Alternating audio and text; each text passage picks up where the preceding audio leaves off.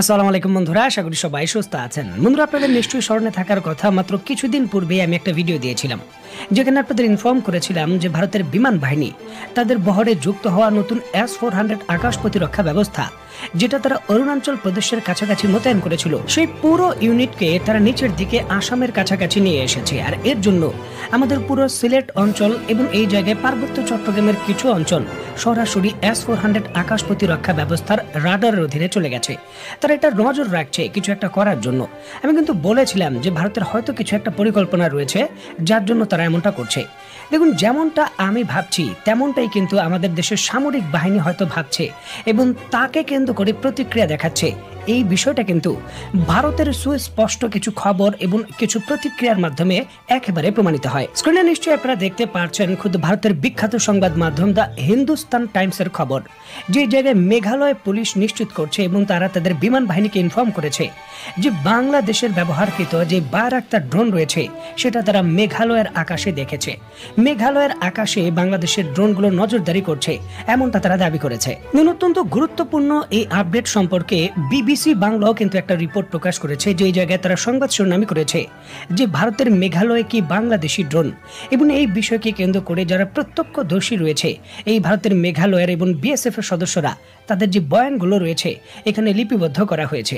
বলা হচ্ছে যে তুরস্কের তৈরিকৃত বায়রাক্তার ড্রোনগুলো ওই অঞ্চলে ভারতের সামরিক বাহিনী আসলে কি করছে তার উপর নজর রাখছে এবং এক্ষেত্রে গভীরভাবে নজর রাখা হচ্ছে প্রতিনিয়ত, এমনটা খবরে দাবি করা হয়েছে। ভারতীয় সংবাদ মাধ্যম এবং বিবিসির সংবাদের ডিটেলস যদি আমি বলি, সেখানে বলা হয়েছে যে মেঘালয় পুলিশের যিনি মহাপরিচালক রয়েছেন ইদাশিসা নোংরাং, তিনি তার স্টেটমেন্টে বলেছেন যে ভারতীয় বিমান বাহিনীকে এই ঘটনার বিষয়ে তিনি সতর্ক করেছেন।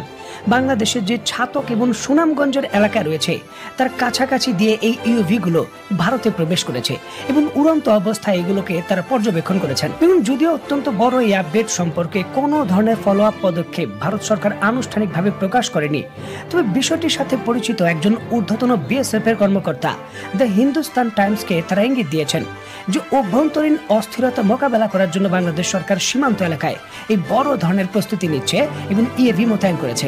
বাংলাদেশের যে ড্রোনটির বিরুদ্ধে ভারত অভিযোগ করছে যে মেঘালয়ের আকাশে প্রবেশ করেছে, ভারত সরকারের পক্ষ থেকে তার ট্রান্সপন্ডার যে কোড রয়েছে সেটা প্রকাশ করা হয়েছে, সেটা হলো TV2R1071।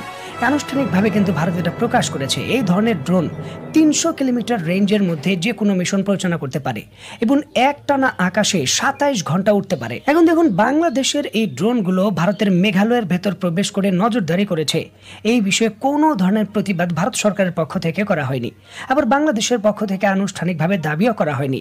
তবে রাজ্য সরকার নিশ্চিত করেছে যে এটা ঘটেছে। এখন বিষয়টা হলো, এটা ঘটছে কেন? কেন বাংলাদেশ হঠাৎ করে এই সিলেট সীমান্তের ভেতর এই ইউভি গুলো মোতায়েন করলো? এখানে সিলেট সীমান্তের ওই পারে কি হচ্ছে? অত্যন্ত গুরুত্বপূর্ণ এই বিষয়টিকে কেন্দ্র করে দুইটি গুরুত্বপূর্ণ পয়েন্ট আছে। একটা বাংলাদেশের অভ্যন্তরীণ, আর সেটা হলো বাংলাদেশের যে সীমান্ত এলাকার সেটা নিরাপত্তা নিশ্চিত করে কেউ যাতে বাংলাদেশ থেকে পালিয়ে ভারতে না যেতে পারে সেটা সুনিশ্চিত করা। আপনারা নিশ্চয়ই জানেন যে বাংলাদেশের প্রাক্তন যিনি সেতু মন্ত্রী ছিলেন, অভিযোগ রয়েছে যে 3 মাস তিনি বাংলাদেশে অবস্থান করেছিলেন এবং অবশেষে তিনি এই মেঘালয়ের বর্ডার দিয়ে পালিয়ে ভারতে প্রবেশ করেছেন। তারপর তিনি তৃতীয় নয়তো চতুর্থ দেশে চলে গেছেন। এখন এই ঘটনাগুলো কি করে ঘটলো বা কি করে ঘটছে, বা বাংলাদেশের অভ্যন্তরে যারা আরো রয়েছেন যাদের বিরুদ্ধে অভিযোগ রয়েছে সুনির্দিষ্ট বিভিন্ন ফৌজদারি অপরাধকে কেন্দ্র করে তারা যাতে পালিয়ে যেতে না পারেন, তার জন্য কিন্তু সীমান্ত এলাকায়, বিশেষ করে এই সিলেট সীমান্ত এলাকায় বাংলাদেশ সেনাবাহিনী এবং বাংলাদেশ বিমান বাহিনী সহ বাংলাদেশের সকল আইন শৃঙ্খলা বাহিনী শক্ত নজর রাখছে, যাতে করে বিস্তীর্ণ এই এলাকা দিয়ে কোনোভাবেই কোনো মানব পাচার না হয়, এটা নিশ্চিত করতে যাচ্ছেন। এটা হলো একটা দিক। আরেকটি গুরুত্বপূর্ণ দিক হলো যে ভারত সরকার তাদের ইস্টার্ন কমান্ডের ভেতর নতুন করে অতিরিক্ত সেনাবাহিনী আরো ডেকে পাঠিয়েছেন এবং বাংলাদেশ সীমান্তে আরো অতিরিক্ত সেনা মোতায়েন করছেন। এখন এই অতিরিক্ত সেনা মোতায়েনের কাজ কি এবং তাদের মুভমেন্ট কি, এই বিষয়ে সুনির্দিষ্টভাবে জানার জন্যই কিন্তু বাংলাদেশ এই ইউএভি গুলো ব্যবহার করছে। যেহেতু বাংলাদেশের হাতে গোয়েন্দা স্যাটেলাইট নেই এবং চীনের সহযোগিতা না থাকার কারণে এখন সুনির্দিষ্ট গোয়েন্দা তথ্যও কিন্তু আমরা পাচ্ছি না। যদিও ইট ইজ টু আর্লি ভারতের সামরিক বাহিনী আসলে কি পরিকল্পনা করছে বা কি করতে পারে সেই বিষয়ে চূড়ান্ত মন্তব্য করা। হতে পারে কোনো কিছুই করবে না, আবার অনেক কিছুই হতে পারে। তবে চিন্তার বিষয় হলো এই জায়গায় ভারত সরকার সিদ্ধান্ত নিয়েছে যে বাংলাদেশ সীমান্তে অরক্ষিত তাদের ভাষায় যে সকল সীমান্ত রয়েছে, যেখানে কাঁটা তারের বেড়া তারা দেয়নি, সেখানে তারা কাঁটা তারের বেড়া দেবে।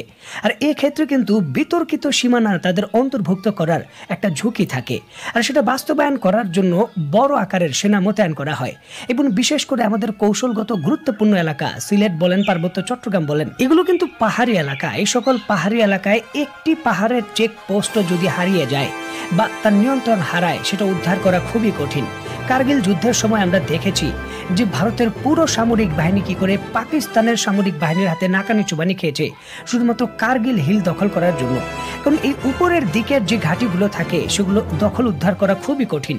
সুতরাং এই জায়গায় আমাদের জন্য স্পর্শকাতর জায়গা কিন্তু এখন এই সিলেট এবং পার্বত্য চট্টগ্রামের যে হিল এরিয়া রয়েছে সেগুলো।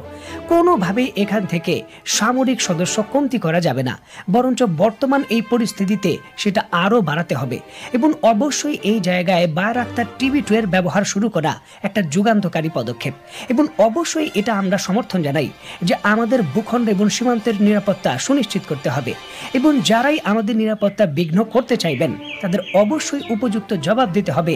আমাদের যে অস্ত্র ক্রয় করা হয়েছে আমাদের জনগণের ট্যাক্সের টাকা দিয়ে, এই বায়রাক্তার ড্রোন এবং তার মিসাইল সেটা ব্যবহারের মাধ্যমে, কারণ আমরা আমাদের ভূখণ্ড অরক্ষিত রাখতে পারি না। এবং অবশ্যই এই জায়গায় বলতেই হবে যে তুরস্কের তৈরিকৃত যে বায়রাক্তার ড্রোনগুলো রয়েছে সেগুলো কিন্তু আবার ম্যাজিক দেখিয়েছে।